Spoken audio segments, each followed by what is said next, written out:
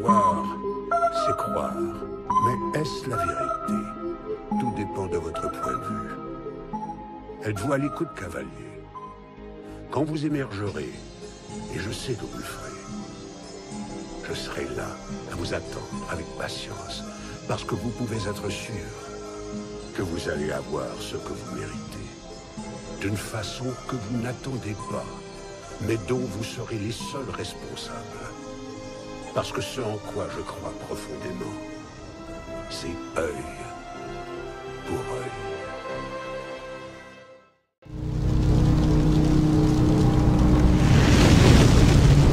Pope Clement, hear me?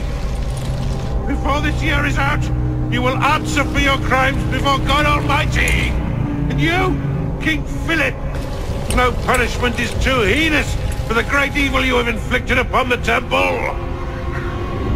I curse you! Curse you to the 13th generation of your blood! You shall be cursed!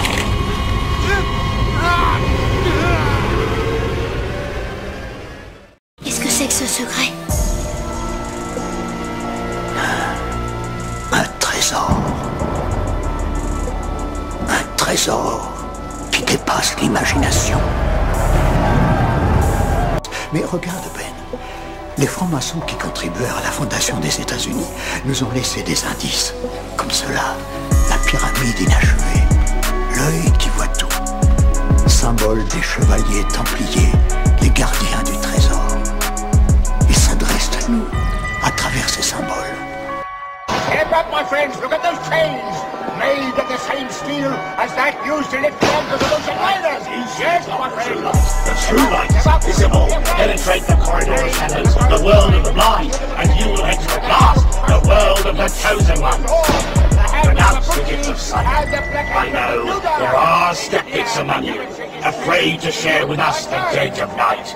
Be brave, renounce your gift of sight now. Pluck at your eyes. Come and join us. Help us build a better world.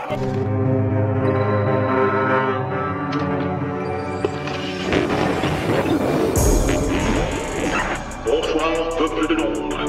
Veuillez tout d'abord m'excuser d'interrompre. D'urgence. J'apprécie tout comme vous le confort rassurant de la routine quotidienne, la sécurité enveloppante de l'environnement familier et la quiétude de la répétition. Pauvre con. Il n'y a aucune différence entre vous et moi. Mais concernant la commémoration des événements importants de notre histoire, associés la plupart du temps à la mort de quelqu'un ou à un conflit meurtrier et barbare, et fêté par quelques jours de congé, j'ai pensé que nous pourrions commémorer ce 5 novembre, une date qui malheureusement est tombée dans l'oubli, en prenant sur notre emploi du temps, en nous asseyant et en parlant, vous et moi. Il existe bien sûr certaines personnes qui refusent que nous en parlions. Je dois réfléchir. Je suppose même que des ordres ont déjà été hurlés dans des téléphones et que des hommes armés seront bientôt en route pour venir m'arrêter. Le chancelier Sattler. C'est la merde. Et pourquoi? Parce que si nos dirigeants communiquent avec nous par des volées de coups de matraque, ils savent que les mots sont des armes bien plus redoutables. Les mots nous donnent l'accès à la compréhension et à ceux à qui ils sont adressés à l'établissement de la vérité. Et la vérité, comme vous le savez, n'est pas l'apanage de notre gouvernement actuel. Monsieur, vous vouliez un studio à l'épreuve des balles et qui puisse couvrir la totalité de la ville. Cruauté et injustice, intolérance et oppression. Alors que vous aviez le droit de vous exprimer avec une totale liberté de parole et de pensée, aujourd'hui, le pouvoir vous surveille nuit et jour, contraignant votre conformisme et sollicitant votre soumission. Il nous faut des caméras. Comment sommes-nous arrivés là? À qui la faute? Il y en a bien certains qui sont plus responsables que d'autres, et ceux-là devront rendre des comptes. Mais pour être honnête, si vous cherchez les coupables, regardez-vous dans un miroir. Je connais vos raisons. Je sais que vous aviez peur, c'est légitime. La guerre, la terreur, la maladie. Devant une telle myriade de problèmes, la raison se fait rapidement altérer et nous perdons vite tout sens commun. La peur a guidé vos actions, et dans votre détresse, vous vous êtes tourné vers le grand chancelier Adam Sattler. Il vous a promis l'ordre, il vous a promis la paix, et il n'exigeait en retour que votre silence et votre consentement docile. Eddie, je veux seulement t'aider, c'est tout. Satisfaire tes besoins, sans interruption de service, pour que tu bosses l'esprit tranquille, hein? Bien, mais en contrepartie, je dois faire quoi? Suivre quelques petits conseils, peut-être? T'en fais pas, je serai pas trop exigeant au début. Et quand vous serez un peu plus exigeant, vous demanderez quoi? Ça dépend de la position que tu auras. Certaines de mes idées sont un peu ambitieuses, mais il suffirait d'avoir un petit coup de pouce. Et si j'aime pas vos idées? Eh bien, dans ce cas, il n'y aura plus d'accord possible. Tu as arrêté une magnifique comète parmi les étoiles. Join us, and a bright future will be all yours. Refuse. And we represent the highest order there is. We have existed since before recorded human history and have recently been reborn. You have crossed the threshold, and your eyes have been opened. You have seen the world for what it truly is. There's no turning back now. We got big plans for you. The Father of Understanding guided you to us, and for that we are grateful. The test of your true worth begins now. And it begins with a choice. You are now a Templar, harbinger of a new world. In the wake of revolution, the Order will adapt. A new order never comes without destruction of the old. And if men are made to fear untrammeled liberty, so much the better. A brief taste of chaos will remind them why they crave obedience. Aucun homme n'a sur son semblable une autorité naturelle. Ça veut dire que nous sommes tous pareils et qu'aucun homme n'est qualifié pour donner un ordre, pour imposer sa volonté aux autres. Alors, où trouver une autorité légitime? Jacques dit la seule autorité légitime, c'est celle de la volonté générale. Alors vous allez croire que c'est immédiatement suffrage universel, république, quoi, ce qu'on appelle la souveraineté nationale, et c'est là où la pensée de Jean-Jacques est assez délicate et même ambiguë. Jean-Jacques dit, il faut distinguer entre la volonté générale et la volonté de tous. Ça paraît des têtes d'épingle, hein, mais il faut bien comprendre ce qu'il veut dire. Jean-Jacques estime qu'au fond de chaque individu, et nous le verrons lorsque j'étudierai sa pensée philosophique et religieuse, au fond de chaque individu, il y a une orientation spontanée vers le bien. Ce qui fait que ce qu'il nomme la volonté générale, c'est l'accord substantiel, l'accord naturel, l'accord instinctif, selon lui, de toutes les volontés dans la direction du bien. Alors Jean-Jacques, comment est-ce qu'il va faire pour essayer de concilier cette volonté générale et cette volonté de tous? C'est là où je trouve que la plupart des commentateurs glissent, parce qu'évidemment la pensée de Jean-Jacques est glissante, elle est fluide. Il dit il faut un législateur, il emploie un L majuscule. Un législateur qui, lui, aura assez d'autorité, aura assez de prestige, aura assez d'affection autour de lui pour arriver à persuader les gens et à faire coïncider cette volonté de tous avec la volonté générale. Où est-ce qu'on va le trouver, ce législateur? Et quel est l'homme qui aura assez d'autorité naturelle, enfin, pour persuader les gens qu'il faut aller dans tel sens plutôt que dans tel autre? Ce grand monarque, celui qui l'incarnera, c'est-à-dire l'entité qui sera un homme comme nous. Il y a actuellement des gens qui travaillent à détruire l'autorité politique sur la planète. La plus grande puissance de destruction et de mort au niveau de la politique planétaire, c'est la force de la démocratie, comme je l'ai souvent spécifié. Cette force de démocratie est contraire au concept qu'on appelle la monarchie. Ce n'est pas pour rien qu'on l'appelle le grand monarque. Il sera prince par la monarchie. C'est-à-dire qu'il sera prince par un régime politique qui veut qu'au pouvoir ne soit pas le multiple, mais l'unité monarchique. Il y a un comité sérieux, bien organisé et avec des moyens pratiquement illimités. D'après vous, il y a un complot international? Oui, il y a un complot international comprenant 3 variétés de gens travaillant ensemble. Essayez de me dire qui sont eux. C'est eux. En fait, il y a plusieurs groupes différents, plein d'initiales différentes. CIA, FBI, FM, FMI, vous en avez plein. C'est eux. Mais au fond, ce sont 2 groupes qui s'opposent dans la même faction. Lesquels? Le premier, pardon. Il est composé des familles les plus riches du pays. Leur but, c'est le maintien de la stabilité. Enfin, c'est leur but officiel. Et l'autre groupe, c'est ce qu'Eisenhower appelait le complexe industriel-militaire. Eux, ils veulent maintenir l'instabilité, et le mot est faible. Si je comprends bien, le premier groupe est en guerre contre l'autre groupe. Oui, à un certain niveau, ils sont en guerre. Mais à d'autres niveaux, c'est le même groupe. C'est terrifiant, c'est bonnet blanc et blanc bonnet. Alors, guerre froide, guerre chaude, pour eux, tout est bon. Pendant ce temps-là, le monde... Jerry, quoi? respirez. D'accord. Mais une branche des services secrets que le gouvernement ne contrôle pas et qui agissent par ambition s'ils arrivent à provoquer un tel désordre en Europe. Ensuite, il y a un certain nombre de gens du tiers-monde qui pensent que le néocolonialisme européen est pire que l'ancien colonialisme européen et qui ne peut être arrêté qu'en détruisant l'Europe. Et enfin, il y a un certain nombre d'Européens qui sont dégoûtés d'Europe, qui sont dégoûtés de leur système social. Ça fait donc un troisième élément. Tout cela fait une organisation que j'ai appelée, pour simplifier, interterror, qui s'appelle certainement pas interterror. Mai 68 participait de ce plan général de renversement de l'Occident. Exactement. Et ça a été un succès remarquable. C'était réellement très brillant. Un succès, vous trouvez? Ah oui, tout de même. Désorganiser en particulier un grand pays comme la France, il y aura d'autres choses de ce genre mieux organisées, mais enfin, c'est un succès remarquable. Et c'est réellement une nouvelle forme de guerre. La France a subi plus de dommages que pendant 8 jours d'une guerre normale, et ceci réellement avec tellement peu de moyens, c'est très remarquable. Enfin, la théorie que vous développez là ne correspond guère à toutes les publications qu'on a pu lire sur mai 68 qui parlaient plutôt d'un mouvement spontané. Oui, ces publications négligent simplement un fait élémentaire, c'est que le centre maoïste de Bruxelles fournissait un mouvement 1 milliard de francs par jour. À part ça, c'était spontané. C'est quoi ce centre maoïste de Bruxelles? Eh bien, c'était une boutique de l'interterror. De Gaulle ne s'intéressait absolument pas à la condition des Français. Il paraît que, on m'a dit, qu'une des raisons de sa chute, c'est qu'il avait l'intention de s'occuper de ça. Et que pour lui, ce mot qu'il avait lancé de participation n'était pas un mot vide de sens. Et que c'est pour ça qu'il a été renversé par quelqu'un qui l'a remplacé, parce que ce quelqu'un était au service de la droite et des banques. Tandis que De Gaulle commençait à inquiéter les banques. Your only responsibility is to put meat on the table. You got a girlfriend? I'm married. My wife, her name is Teresa. She cuts hair. Congratulations. Thank you. Think about Teresa. Name of the game?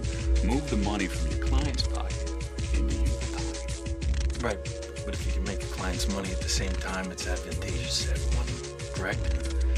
No. Number one rule.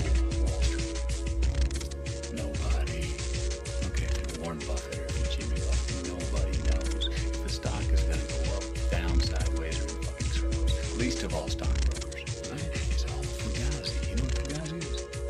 Fugazi. It's a fake. Yeah, Fugazi. It's a Wazi. It's a Woozy. It's a fairy dust. It doesn't exist. It's never landed. It is no matter. It's not on the elemental chart. It's not fucking real. Right? Okay. Stay with me. We don't create shit. We don't build anything. So if you got a client who bought stock at 80 and now sits at 16, he's all fucking happy. He wants to cash in, liquidate, take his fucking money and run home. You don't let him do that, because that would make it real. Now, what do?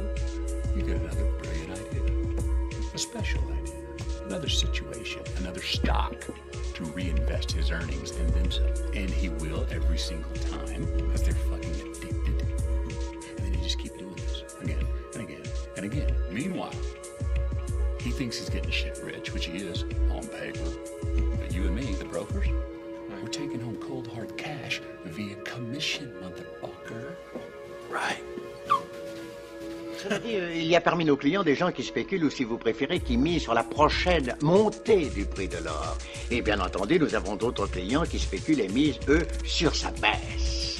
Or, c'est nous qui chargent de l'opération. Et nous vendons ou achetons leur or comme ils le demandent. Randolph, dis-lui le meilleur. Eh bien, le meilleur, William, le voici. Et il vous amusera que nos clients perdent beaucoup d'argent ou en gagnent beaucoup. Nous, les Dukes, touchons notre commission. Alors, que dites-vous de cela, Valentine? Eh bien, j'en dis que les frères Duke sont une jolie paire de bookmakers. Je t'avais bien dit qu'ils comprendraient. Ça va affecter plein de monde. Ouais, ça va affecter des gens comme moi. Non, non. Des gens normaux, des vrais gens. Putain, Écoute, si t'as vraiment envie de faire ce boulot, il faut que tu sois persuadé d'être nécessaire, et tu l'es. Si les gens veulent tout ça, des voitures, d'énormes baraques qui peuvent même pas se payer, alors tu es nécessaire. La seule et unique chose qui leur permet de continuer à vivre comme des rois, c'est que nos doigts font pencher la balance en leur faveur. Et si jamais je les enlève, voilà que le monde entier deviendra équitable en moins de temps qu'il n'en faut pour le dire. Sauf que personne n'a envie de ça. Ils me disent que oui, mais c'est faux. Ce qu'ils veulent, c'est qu'on continue à les gaver. Mais ils veulent aussi jouer les innocents, comme s'ils n'avaient pas la moindre idée d'où ça vient. C'est de l'hypocrisie pure et simple, et je vais pas avaler ça à leur merde. Leur merde, les gens non. Tu crois qu'on s'est trompé? Non, ils sont tous foutus. Quoi? Vous pensez qu'on a peut-être causé quelques faillites aujourd'hui?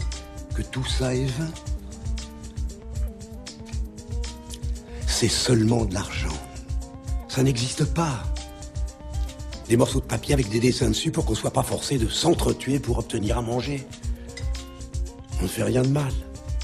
En tout cas, ça n'est pas différent aujourd'hui de ce qui s'est toujours fait.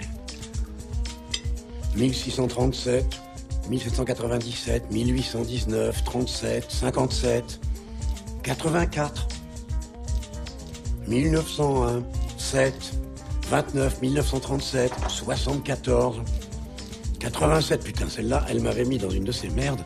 92, 97, 2000, et nous voilà dans la suivante. C'est toujours la même chose qui recommence. On n'arrive pas à s'en empêcher.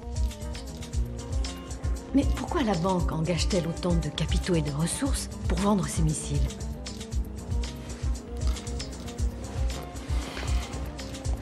C'est un test. Les armes légères sont les seules armes utilisées dans 99% des conflits dans le monde. Et personne n'a la capacité de les fabriquer plus vite et moins cher que la Chine. Ce que Skarsen essaie de faire, c'est de positionner l'IBBC comme intermédiaire exclusif pour la vente d'armes légères chinoises au tiers-monde. Et l'achat des missiles leur ouvrira le marché. Oui, mais investir des milliards de dollars uniquement pour devenir intermédiaire, ça ne produira pas suffisamment de bénéfices. Non, il ne s'agit pas de faire des bénéfices sur des ventes d'armes, mais d'avoir la maîtrise.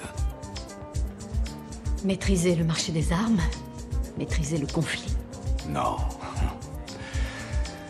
Non, l'IBBC, c'est une banque. Leur objectif n'est pas de maîtriser le conflit. C'est maîtriser la dette que le conflit produira. Voyez-vous, la valeur réelle d'un conflit, sa vraie valeur, elle est dans la dette qu'il crée. Si vous maîtrisez la dette, vous maîtrisez tout. Vous trouvez ça affligeant, n'est-ce pas? Mais c'est l'essence même de l'industrie bancaire depuis toujours. Nous rendre tous que nous soyons, des nations ou des individus, esclaves de nos dettes. Et il y a toujours eu et il y aura toujours le même pourcentage de gagnants et de perdants, les petits vénards et les tocards, les gros matous et les chiens affamés de ce monde.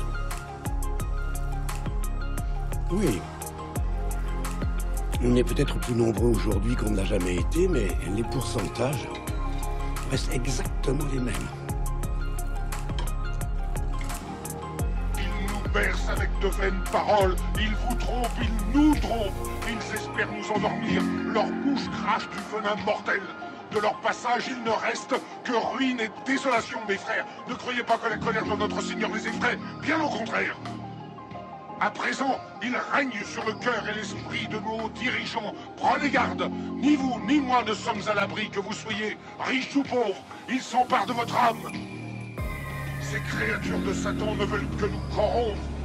Nous sommes comme le peuple juif devant le veau d'or. Nous idolâtrons la cupidité. Pourquoi? Parce qu'ils nous guettent. Ils sont là tels des prédateurs devant leur proie. Car nous sommes des proies. Ils nous réduiront à l'état de larves. Dieu se vengera au jugement dernier. Alors, réveillez-vous, mes frères, avant que la colère de Dieu n'envahisse notre terre. Réveillez-vous! Toutes nos impulsions ne sont plus sous notre contrôle. Nous sommes maintenus artificiellement dans un état de conscience proche du sommeil et...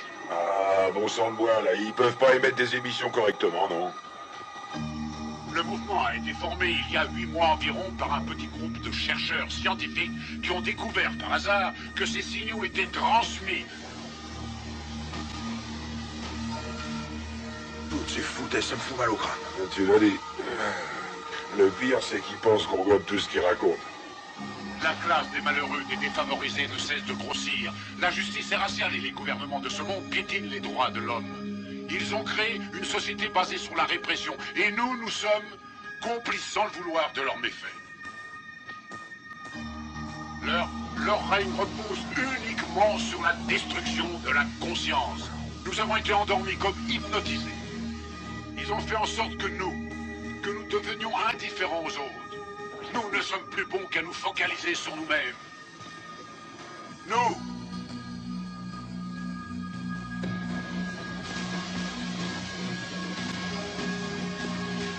Par pitié, comprenez qu'ils sont en sécurité tant qu'ils ne seront pas découverts. Les 3 premières règles de leur plan de survie sont nous maintenir dans une torpeur et nous maintenir dans notre égocentrisme. Le temps qui nous était appartenu. Un signal est émis chaque seconde, 24 heures sur 24, sur nos écrans de télévision, qu'ils soient éteints ou pas.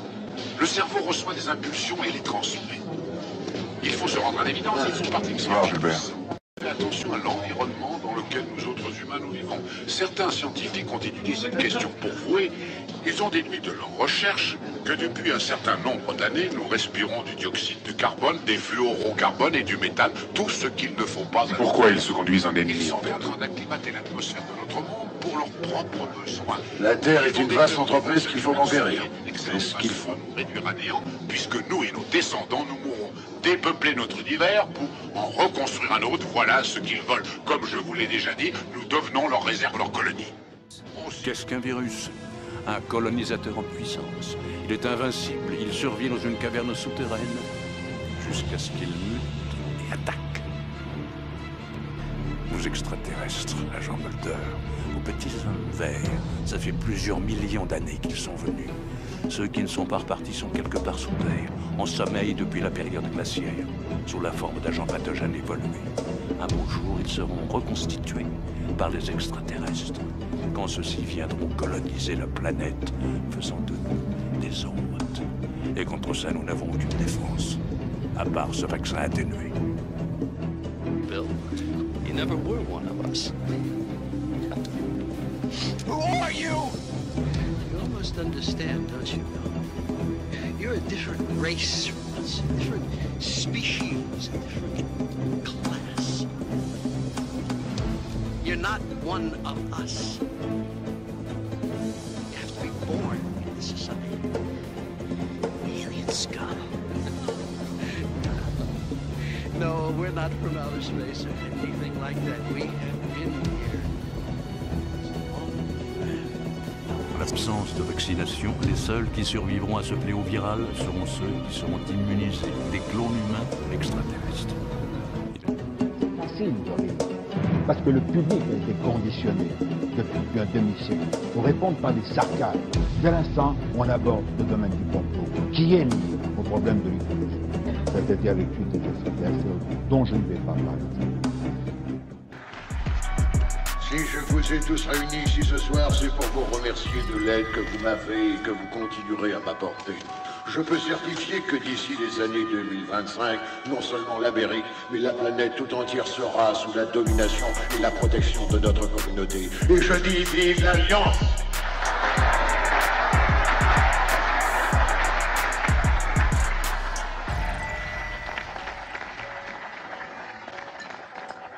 Les gains que nous avons tirés de cette vaste opération ont été partagés avec les nombreux humains qui nous ont aidés. Cette alliance nous a permis d'avoir libre cours aux ressources dont nous avions besoin. Je voudrais que mes frères leur rendent un grand hommage.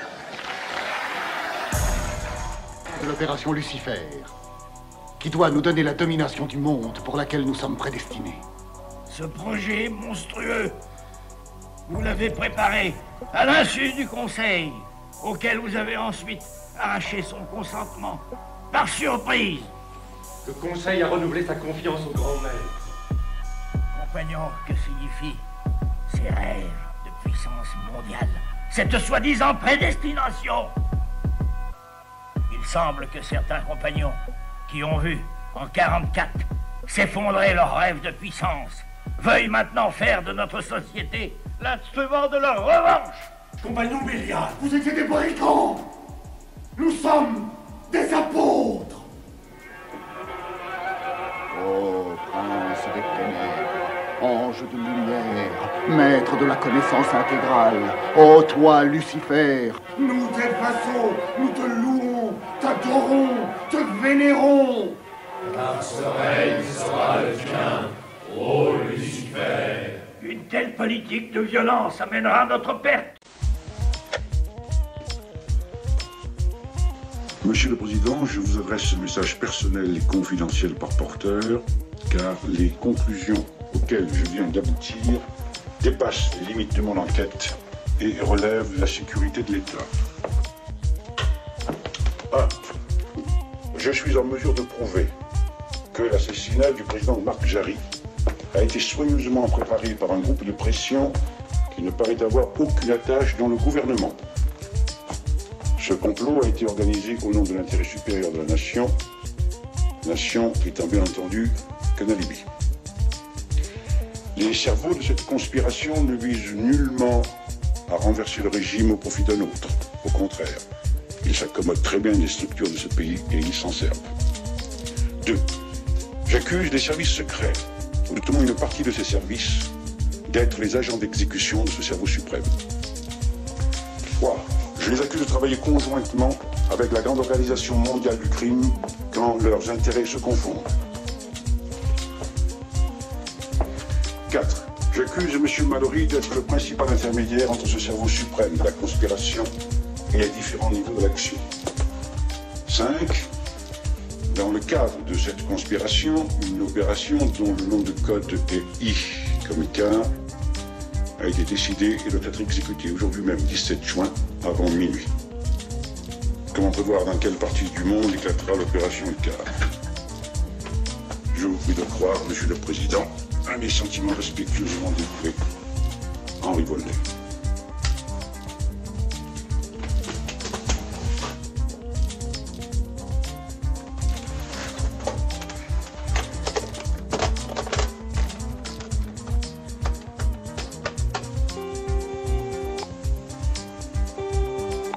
Allô, Hélène? Oui, Henri. Je te réveille? Oh, mon pauvre chéri, si tu ne me réveillais pas à cette heure-ci, c'est que je serais ailleurs. C'est vrai. Comment s'est passé ton dîner? Terne. On a un tout petit peu parlé de mon livre parce que les gens sont bien élevés, mais par contre, il a été beaucoup question de toi. Ces dames ont décrété que tu étais misogyne. Tiens donc. Et qu'est-ce que tu leur as répondu? Pourquoi il fallait répondre quelque chose? Bien sûr. Par exemple que j'étais très très occupé par une femme comme il y en a peu, ce qui me préserve des femmes comme il y en a beaucoup. Oh, mais tu sais que tu es très très gentil à 6 heures du matin. Tu devrais m'appeler plus souvent. Comment va ton enquête? Ah, mon chéri, difficile, difficile. Je n'ai jamais été aussi seul. Et je ne peux rien pour toi, n'est-ce pas? Non, chéri. Plutôt si. Moi, qu'est-ce que le nom de Icar, I-C-A-R-E, peut évoquer pour toi? En dehors d'un genre classique, bien entendu, que tout le monde connaît. Icar. Oui. Oh, mon cher procureur, pour une fois, c'est toi qui avoue. Tu n'as pas lu mon livre. Je parle du mythe d'Icar. Je crois que c'est dans le premier tiers. Attends, ne dis pas, je reviens. Mais non, je peux le faire moi. Merde.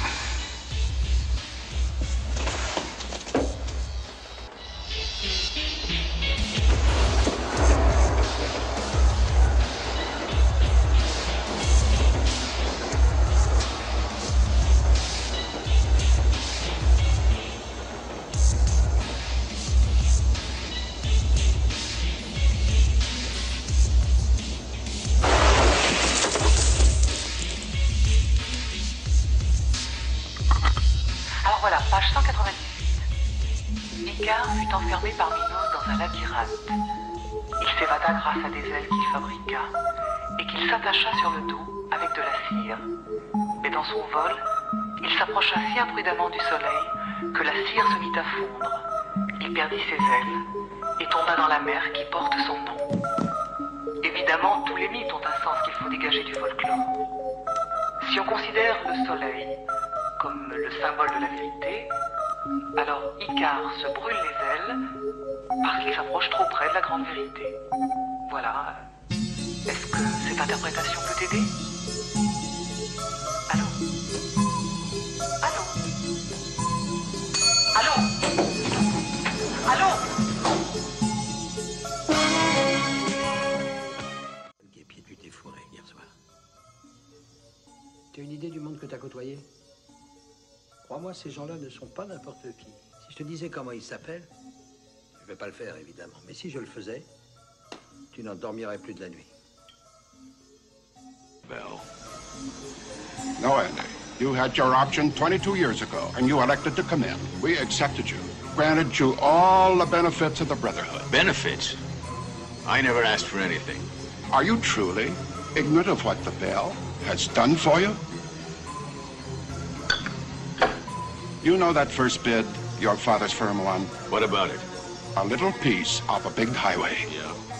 Won by a small contractor. That's right, that's right. The start of Patterson Engineering International. Yes.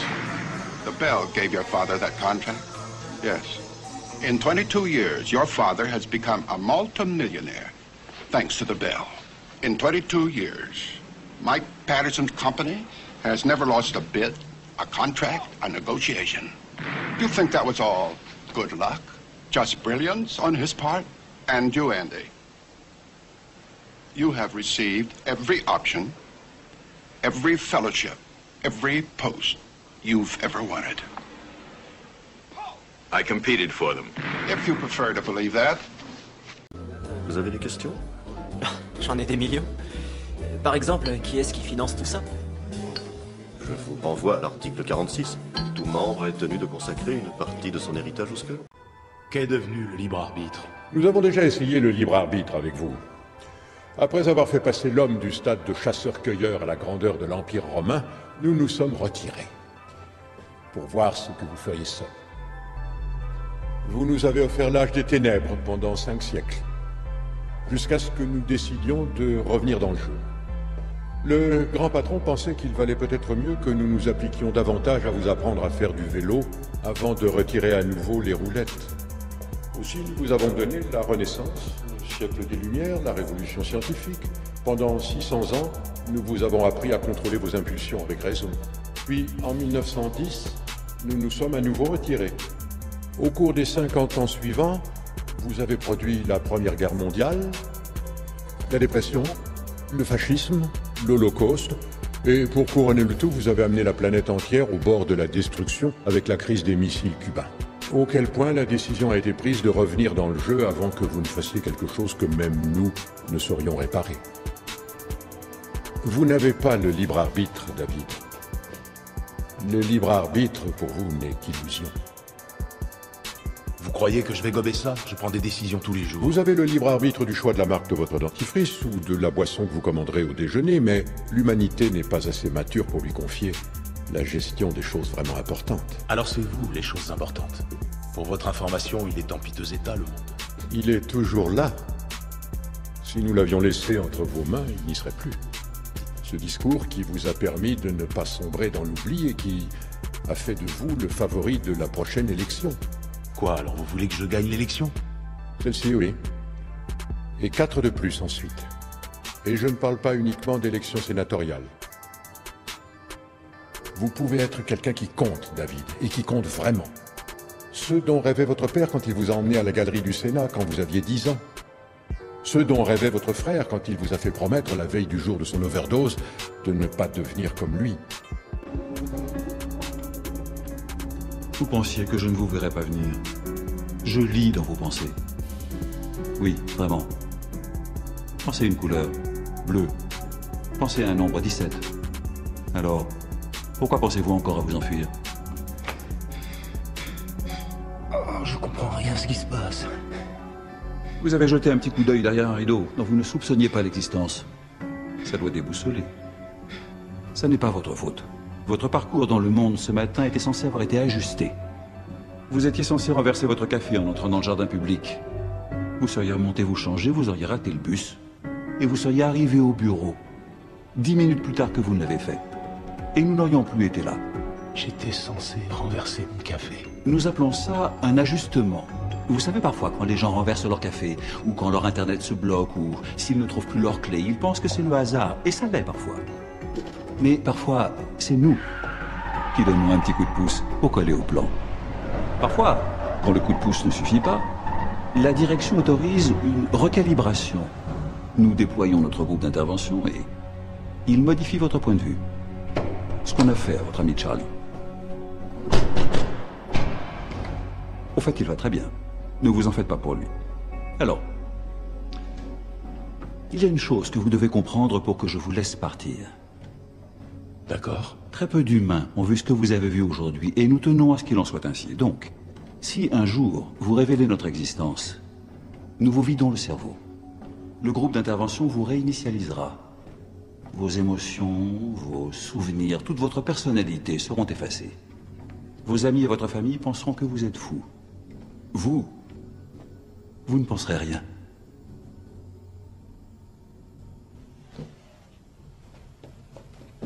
Est-ce que c'est clair? Pas un seul mot sur nous. Bien.